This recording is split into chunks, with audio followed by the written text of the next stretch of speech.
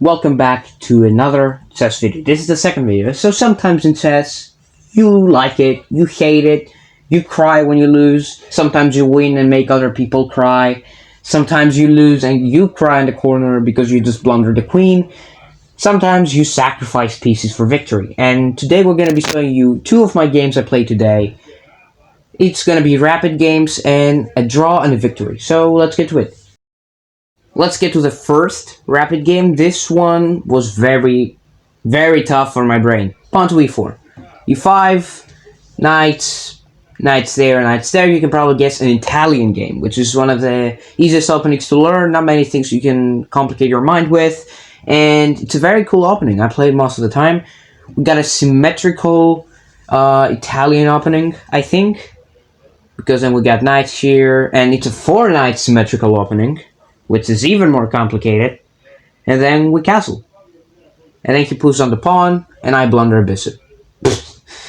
After my miraculously brilliant move, bishop sacrifice blunder, I pin the knight to the queen, and then I do another inaccuracy for some reason. I don't know what it is. I trade off the bishop take, and I just put my knight in the center, because in the center your knight is the most powerful piece. And he just tries to make checkmate threats. I ignore the threat for now, and I pin the knight to the king, which is an absolute pin. Unpins the knight with a bishop, and I accidentally blunder a pawn. He doesn't see it. Take. It's a miss for some reason. And then, boom, another mistake. I don't know the mistake. Maybe just discovered attack. I don't know. I'm trying to turn my queen here or something. I don't know. So, there's a lot of threat on the king side. He can't castle, I castle, and he blunders a fork.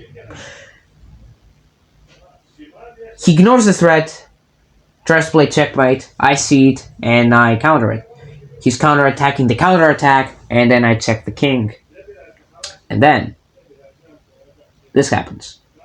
He blunders another pawn, and I sacrifice the knight! Knight e6! I sacrifice the knight, because since he takes, and then maybe again take and check, I take the rook. And this is exactly what happened. I took the rook, and the rook is pinned to the king. Can you imagine the stress we both of us had? We were thinking for minutes. It's a 30-minute rapid game. I pin the pawn to the king, and then he brings the queen over. These were 71 moves. And it was a draw. You're gonna see why it was a draw. And do another miss. He does another miss. I bring the rook over. He checks. He's trying to get a draw with a repetition. And then I don't see that. I don't know what he was trying to do. And then he pushes more pawns. He's passed pawn in the middle. Take, queen. And then I just kind of maneuver to try to get the passed pawns. And he traps one of my passed pawns, and then try to create a second one successfully. I sacrifice one of the passed pawns, so the other pawn will succeed. I trade some rooks and a bishop, and I misclick. And that is the downfall of this game. I misclick, and then I skewer the king and the rook. I take the rook. He's trying to make a passed pawn to a queen, so he can get a draw, but no, I do not let that. I'm not trying to get a repetition. I'm trying to make his timer run out. He had like 5 minutes. So I tried, but I fail, and we agree on a draw. That was a very fun game, and a very heavy one for my brain. Look how much time he had left. 5 minutes. I had 19. Anyways, that was a fun game. Let's go to the next one.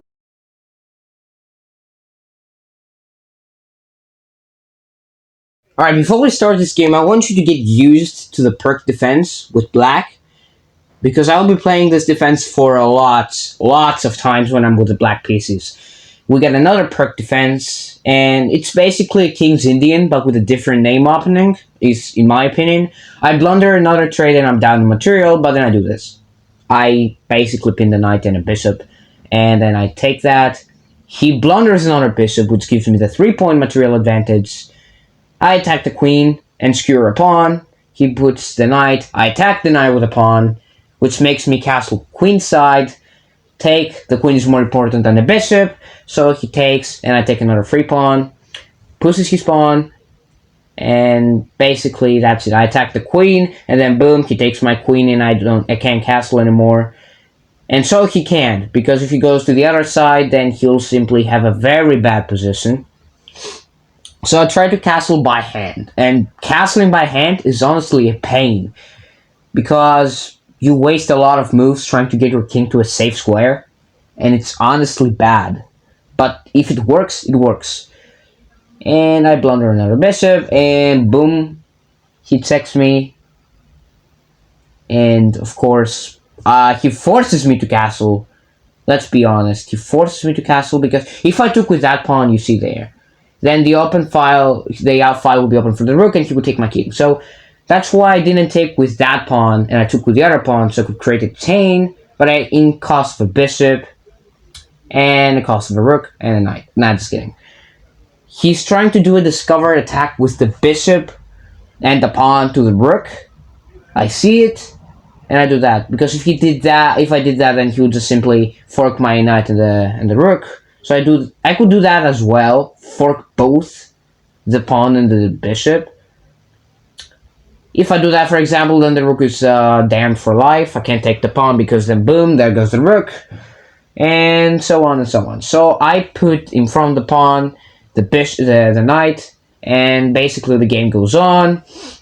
He's trying to open the file for the rook again. I cancel that idea, because I'm the best god at chess, and boom, he can take the pawn, and then he'll just have an active rook. So I don't want that to happen. Further into the game, he's trying to open the file again. I cancel that idea for the third time. I push the pawns, the pass pawns, and then he's trying to make pass pawns on the queen side. I also cancel that idea, and I push pawns, continuing to push pawns. He can't take the pawn with the rook because the knight is protecting it. And continue pushing the pawns, and suddenly the advantage for white is gone. It was gone a long time ago, but now it's literally alive. You can see that the advantage is gone, and there's many attacking possibilities. Put the rook here. We decided to trade rooks so we can go for a knight and pawns endgame. Now listen to that sick idea.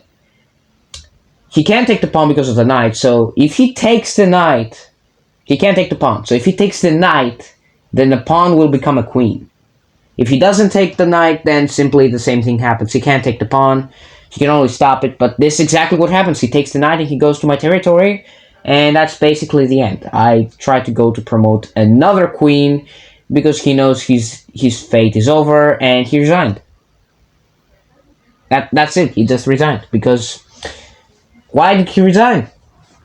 Let's be honest. It's a lost game, because then I'll just promote to a queen. He'll continuously doing that, and eventually, oh sorry, that was a misclick again.